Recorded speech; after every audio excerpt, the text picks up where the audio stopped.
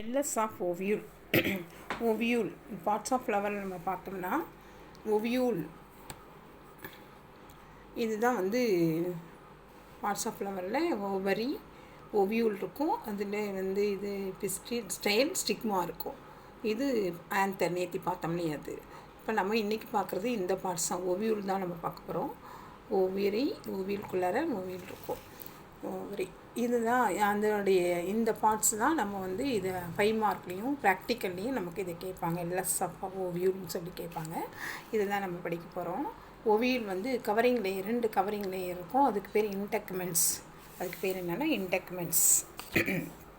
2 covering ஓவியூலை சுற்றி 2 covering layer இருக்குது. அதுக்கு பேர் இன்டெக்மெண்ட்ஸ் பேர். ஓவியூவில் மெகாஸ்போராஞ்சியம் அப்படின்னு சொல்லுவாங்க. Protected by the 2 covering called integuments.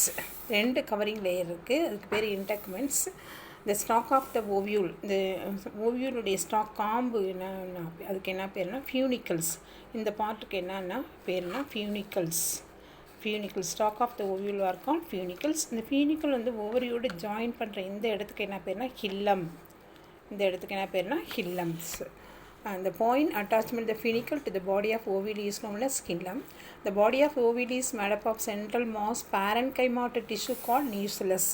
Central parenchymatous tissue இருக்கு. நான் கை வச்சிருக்கேன் இல்லையா இந்த இடம், இதுக்கு பேர் nucellus. parenchymatous tissue are called nucellus.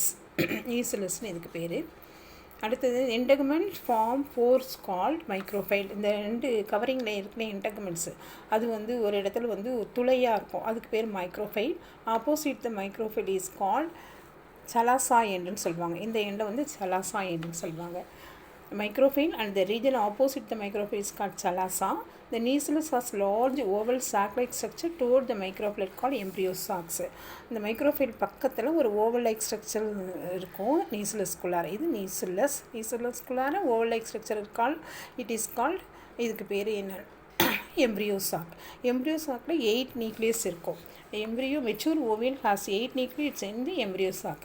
8 nucleus என்னன்னா மேலே 3 கீழே 3 நடுவில் 2 இருக்கும் செகண்ட் நியூக்ளியஸ். இது எக்கு.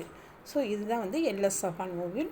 இம்பார்ட்டன்ட் தியரிக்கும் வரும், 5 மார்க்கில் வரும், ப்ராக்டிக்கலும் வரும். இம்பார்ட்டன்ட் வருது. அப்சர்வேஷனில் ஒரு சைடாக பார்ட்ஸ் லேபிள் பண்ணி அழகாக எழுதிங்க. ஓகே.